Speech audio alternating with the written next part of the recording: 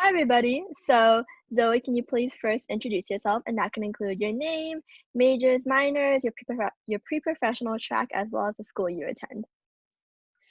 So my name is Zoe Luderman, and I'm a sophomore at the University of Washington. I use she, her pronouns, and I'm planning a double major in archaeology and microbiology. And for my pre-professional track, I'm intending to attend grad school after I graduate. And I'm planning to select a grad school program that allows me to condense my PhD and my master's into one so that I don't have to separately get my master's and my PhD. That sounds amazing. So, what made you want to double major in archaeology and microbiology? So I get asked this question a lot because anytime I tell someone what I'm majoring in, they ask, "Oh, that's a unique combination. What are you going to do with that?" And I think for me, it's always been that since I was little, I've known that I wanted to go into a STEM field, specifically biology. And then in high school, taking IB biology, my interest in microbiology was really piqued. I think that disease processes on the human body and vaccines and things of that nature are really, really interesting. But at the same time, I've always been an avid history student. Both my parents are teachers, and my mother is a history teacher. And in high school, the classes that I succeeded in most easily and enjoyed the most were English and history. So I wanted to do something that kind of incorporated my love of history and my love of analyzing literature and stuff like that. And archaeology was a something that combined a lot of those interests into a more scientific field, because archaeology is really the marriage between history and science. And I've always loved Indiana Jones. That sounds really interesting. What made you want to attend UDub for both of those topics? hmm So my dream school ever since I was little was University of California, Berkeley, and I actually applied to UC Berkeley and was accepted. But something that I would definitely advise people who are looking at college to look into is whether or not you're going to go to grad school. And I think that for me, it became a choice of, do I want to break the bank paying out of state tuition for UC Berkeley, which for me would have been $75,000 annual tuition, or do I want to go someplace that's a little bit more affordable and is still a fantastic choice, still a really good school, but save some of that money for grad school. And also, ultimately, when it comes down to it, there's all this pressure put onto us to be competitive and get into a really good school and get an Ivy League education. But statistically speaking, there have been studies that have been done that demonstrate that employers don't look at where you obtained your undergraduate. They focus more on where you obtained your graduate degrees. And separately from that, employers put more emphasis on applicants who work well in teams and are good leaders and have good communication skills than where it is that they went to undergrad. So I think for me, it was like, do I want to go to UC Berkeley just to say that I'm going to UC Berkeley? Or do I want to pick something that's more affordable in state and is also just a really good school? So I picked UW. That's a really interesting and amazing story you have.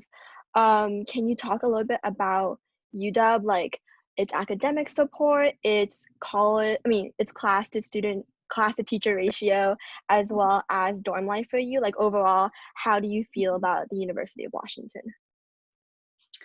I mean, I think it's a mixed bag, which could be said about any university. Every university is going to have its politics and its drawbacks and stuff like that.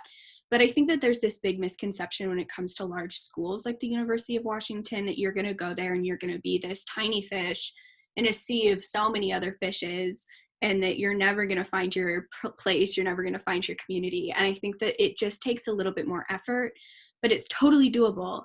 I tell everybody that I'd walk to class every day and I'd see the same people on my way to class. I'd run into so many people I knew on campus all the time. It just takes a little bit more effort and a little bit more seeking out your community. But I think that UW's a really great place for that, because guaranteed, if there is something you're interested in, there's an RSO, a registered student organization, that caters to that interest. Also, Seattle's just a lovely place to live. And something that I do really appreciate about the University of Washington is how environmentally conscious it is. that's something that's very important to me. And all the plasticware that's used on campus is compostable. You know, the university puts a really big emphasis on lowering carbon footprints and reducing greenhouse gas emissions, which is really important to me. I do think, like any public university, which is a separate political issue, it is too expensive, and you are going to have to be prepared to pay a lot for things like on-campus food. You know, it's ridiculous. You go into the grocery store on campus and you're paying $3 for like a Chobani yogurt, when at the grocery store you can get a pack of 6 for $3.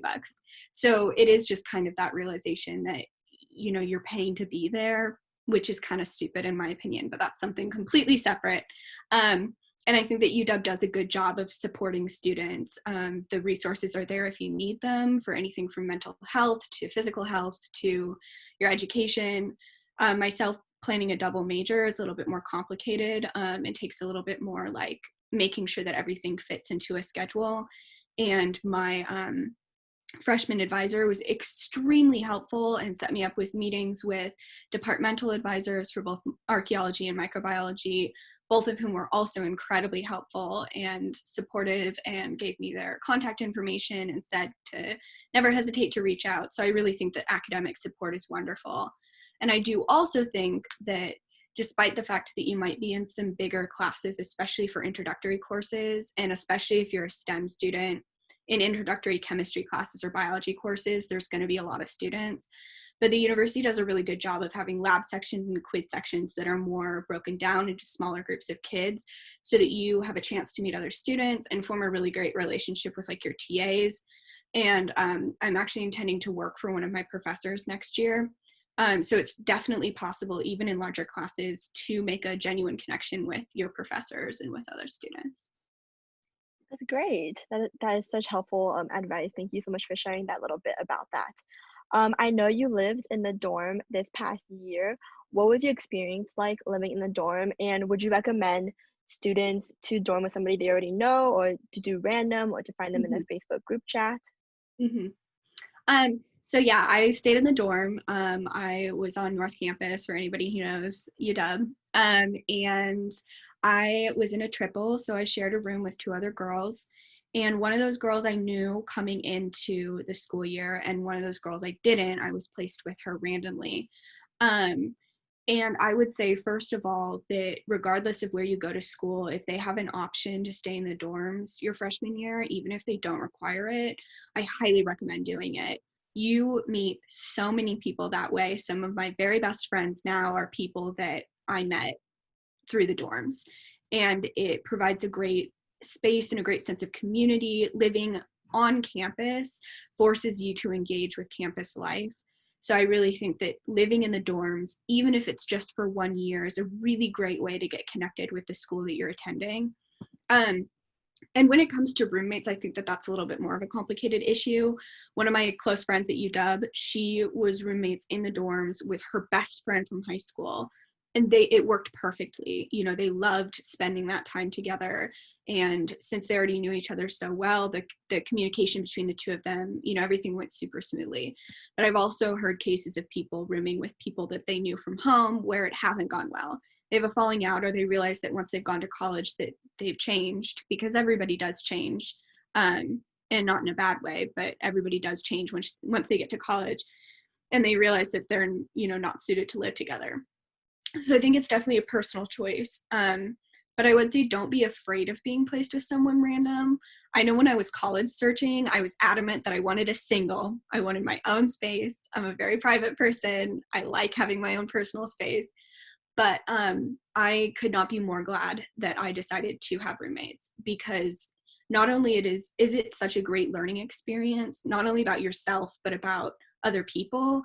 And it teaches you a lot about communication and about sharing and about personal skills and stuff like that. It also helps you make friends.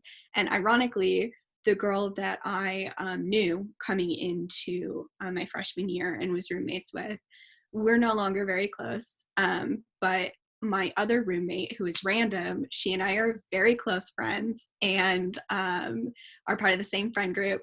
So I think that, you know, don't be afraid of that random placement, even if I mean, it could go horribly. I'm not like, disclaimer, it could go horribly. So make sure that, you attempt to find people that you have common interests with. But for me, it worked out very positively. No, yeah, thank you for sharing your story about that. So right now, or like in the next year, like what extracurriculars are you going to be or are in right now? hmm So I write for the newspaper at the University of Washington. I wrote a column for both winter and spring quarters covering the University District Farmers Market. And it was a weekly column, and I'm intending to apply to continue writing a column next year. And then additionally, I am the education chair for Community, which is a community for queer people on campus. And I think that's all. No, oh, and also next year I'm going to be interning in my archaeology professor's lab. That's great. What advice do you have for students who are interested in joining the newspaper at the college? Yeah, so I definitely recommend it. Clearly, as you can tell from my majors, I'm not intending a major in communications or journalism or anything of that nature. I also had no previous journalism experience, but like I said in high school, I've always loved English. I've always loved writing. It's always been kind of a passion of mine. And when I came to UW, I didn't know very many people, and I was just kind of anxious to really quickly find my community. And I remember walking into the newsroom during freshman orientation week and thinking, this is it, like I found my place. So it might not be the school newspaper, it might be something else, but I definitely encourage you to go and seek those places out and seek those groups out. And you will know, whether it's right away or within a couple of meetings, whether that group is like your people. And some people don't find that until their second year of college or, even later. But I just encourage you to find that space. And more specifically about student journalism, I think that, not to get political again, but now more than ever, the power of the free press is incredibly important.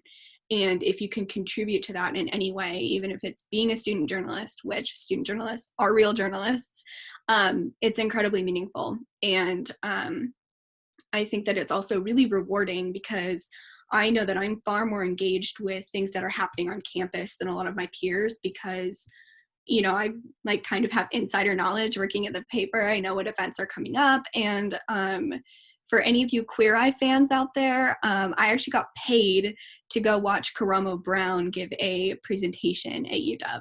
So exactly, you get lots of really cool experiences, and I've attended lots of events that I might not otherwise have attended and enjoyed them a lot. All right. And you did mention that you also have a research opportunity with one of your professors next year. And I know a lot of students are a bit afraid of doing research their first year because it is such a huge step towards their career goals. Do you have Mhm. any advice for students who might be a little bit afraid of reaching out to professors or to their college their career center Yeah. about research? Yeah. So I think you'll hear this repeatedly that the best thing you can do is advocate for yourself. But as somebody who's very anxious, I know that that's incredibly difficult. But truly, the best thing you can do is just bug as many people as possible until somebody offers you a position. And also, if you do a search of the faculty at your university, you can tell who leads lab groups because it'll have their lab website page linked, usually under their staff profile. And you can go onto their lab's website and see if they're accepting undergraduate volunteers. If they are, you can write them an email to their college email address. Just be polite and professional, and definitely express why you're curious in their research specifically, what skills you have, regardless of whether you've done lab work in the past or not, what skills you have that might be applicable towards working in a lab, and express your interest in volunteering for them, even if it's in some minor capacity. And guaranteed, people at universities, if they're teachers, if they're professors, they want to help you out. They want to encourage students to learn. So you'll find somebody who will help you who will have you help out in their lab. And another really good way to do that is attend talks that are given by professors at your university. Approach them at the end, ask them an insightful question, and then express that you're interested in their research and you're looking for a lab position. Do they have a position open? Do they know anybody who's looking for a volunteer?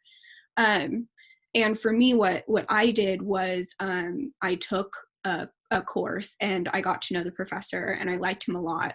And I knew that he heads up a lab and has a lab group and does research. So I wrote him an email expressing my interest in his research and my interest in working in his lab. And he got back to me and invited me to join his lab group. So it really just takes putting yourself out there. I know people who have applied to 20 plus labs and gotten accepted by like 2. So, it just takes putting yourself out there. And if one person says no, you haven't found the right person yet. Okay, thank you so much for sharing your advice on that. Now we're going to switch a little bit towards the college application process itself. So personally, looking back at it, how did you feel about that process? I mean, I know that I personally have a lot of privilege. I'm really lucky. I have 2 parents who both attended college, and I had a lot of support throughout the college application process. And so I know that I'm really lucky in that regard because there's so many people who don't have parents who have that kind of knowledge and that kind of ability to guide them. So I definitely recommend seeking out your career counselor at your school. Mine was super friendly. Shout out to Mr. Burton. And I would definitely recommend sitting down with them and going over any questions you have, and they'll be able to give you really great advice. Even if you don't think you need it, I actually sat down with mine and he gave me some really great advice. So I would definitely recommend that. But for me, I also didn't apply to very many universities because I had a pretty specific vision of where I wanted to go. I knew I wanted to go to UDub, but I applied to 2 UC schools, UC Berkeley and UC San Diego, just because why not? And then as a safety school, I applied to Western Washington University. And I would definitely say that if you're applying to schools that take the same application, like the Common App or Coalition, I think the other one is, or the UC schools all take the same application. The only difference between applying to one and applying to more than one is paying a fee. Like you might have to pay an extra fee, which I know is a barrier for some people, but you can look into getting your fee waived if that's a problem. But I definitely recommend if you've got a killer essay on the Common App, just send that to a bunch of universities. What's the harm? It'll increase your chances of getting applied someplace, I think. Definitely, I encourage you to have somebody look over your college essays. I've heard so often that the difference between, 2 equally qualified applicants and their chances of getting into a college is their essay. And I definitely believe that because when it comes down to it, I think obviously your GPA and your extracurriculars and your SAT scores are important, but they're not the be-all end-all. If you can write a killer college essay based on personal experiences you've had and make it really compelling, I think that that's truly what gives you a chance to set yourself aside from other candidates. Or if your GPA isn't stellar, it's a chance for you to argue why you deserve to be accepted over somebody who might have a better GPA than you. Okay. I know you mentioned that you only applied to very little schools. How long did you think that whole process took? And that includes research, writing the essays, having it checked and everything. Geez, well, I know I started doing research into what colleges I wanted to apply to my junior year.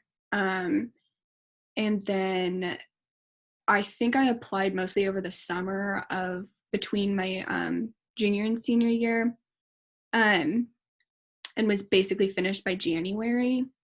I know that when I actually sat down and worked on it in chunks, it didn't take ages, but it's definitely something that I had to portion out because I was a full IB diploma candidate, and for IB diploma candidates, the junior and senior years are super, super busy and full of, tons of coursework and preparing for IB exams. So it was definitely hard for me to prioritize a lot of time to focus on that.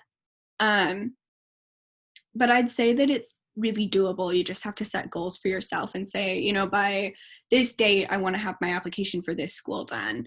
And then just kind of like break it into manageable bite-sized pieces and work on it one piece at a time. Because I think that when you sit down with this application that's pages and pages long and ask for all this really like arcane information, like your parents, you know, social security information and, you know, tax returns from 3 years ago, that it's just really like intimidating.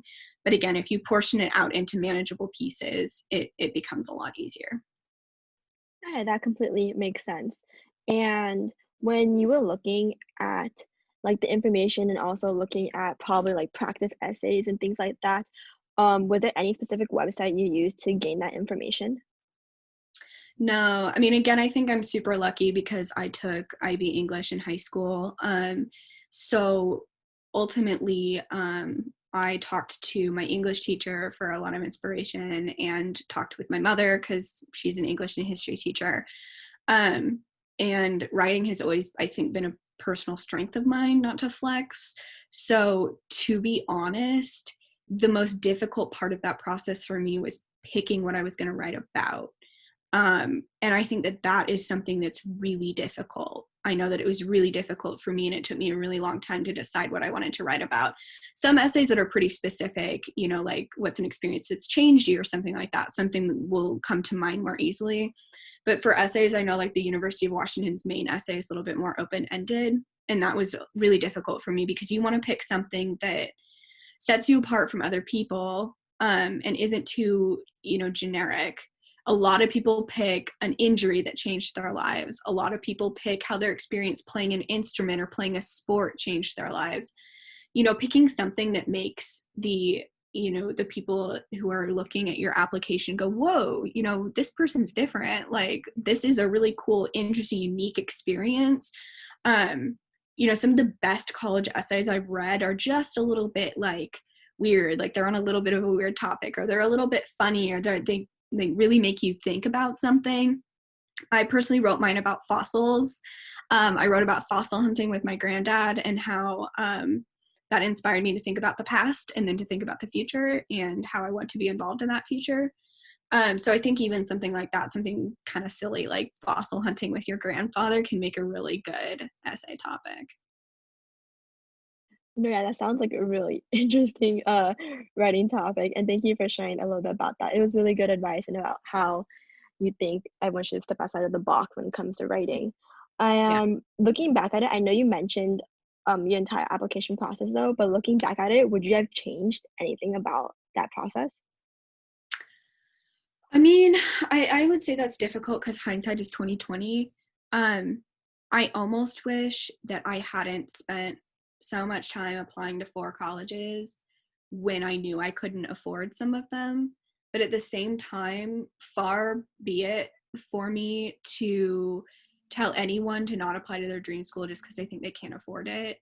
I mean, ultimately, it was kind of an ego boost to get into my dream school and to know that, like, that option is there for grad school if I want it to be. And, you know, if financially I mean, your heart is set on a school, but financially you can't afford it, there are ways of applying to scholarships. And, you know, there are scholarships you qualify for that you might not even know existed. Kind of a funny tangent. When I was applying to UC Berkeley, I found out they have a scholarship specifically for orphaned Jewish people who are interested in studying astronomy, because for some reason that's somebody's like dream grant to give to a school. So trust me, there's a niche category scholarship out there for you. You just have to find it. But I do think that like so many people think that they need to apply to every single school, and oh, you're not applying to Stanford, you should apply to Stanford, or oh, you should apply to Harvard too, or oh, you really should have another safety school, or what about another reach school? So I really encourage anyone who's applying to college to sit down and truly do some introspection before you apply to college and think about, am I applying to this school just because people expect me to? Am I applying to this school because my parents want me to? Am I applying to this school because my best friend is going there? You know, really consider why you want to apply to schools. And if it doesn't have anything to do with you and it's just to make somebody else happy, don't waste your time and money doing it. Just focus on the schools that you know you want to go to And don't feel like you need to apply to 18 schools just because everybody else is applying to a ton of schools. I only applied to 4, and I'm very happy with that. And I had friends who applied to like 20 schools and they killed themselves doing it. Yep. And, you know, ultimately that just wasn't something that was going to work for me, applying to 20 different schools. So I definitely encourage you to sit down and think about why you're applying to each of the schools you're applying to. And if you're just doing it to make somebody else happy, then, save your time. That is beautiful advice. Thank you. And I know that you've been giving like amazing advice throughout this entire interview. But the final question is, if you could give advice to high school students, what would it be? And then that can be about like going into college itself, college life, about people, about UW itself, about like anything you find applicable. Yeah, well, I think obviously that's a really broad topic, but I think that my mantra for high school students would be to embrace fearlessness, because as cheesy as that is, no matter what you think, college is going to be scary. There's going to be moments where, whether it's like, oh shit, how do I do my own laundry? Or, my friend is blacked out in the bathroom and I need to call us an Uber home. Like there's going to be that moment where you're like, what's going on? And that's fine, because you'll realize that adults only seem like they know what they're doing. Nobody really knows what they're doing, and we're all still figuring it out. So I definitely know so many kids who graduate high school and they're like, I have no idea what I want to study. I have no idea what I want to major in. And that was me when I walked into my first day of college. I had no idea what I wanted to major in. I had no plans. If you asked me what my major was for like the first couple of months of school, it changed every time.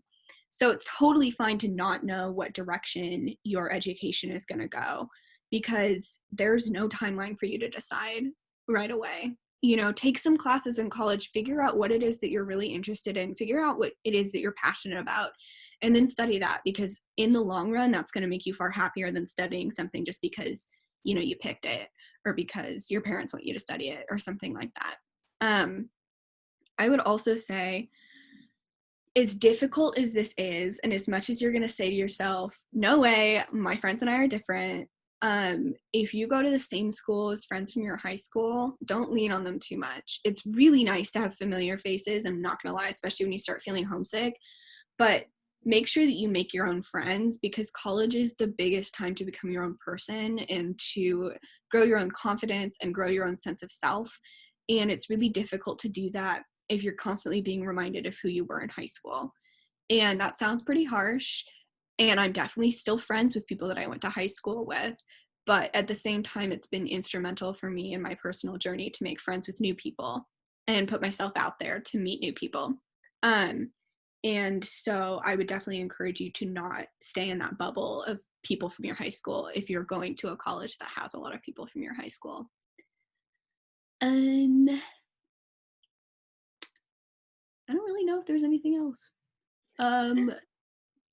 Don't trust the food in the dining hall. Eat it with caution. Okay. Thank you so much, Zoe, Ben, for all your advice and for letting me interview you. Thank you for interviewing me.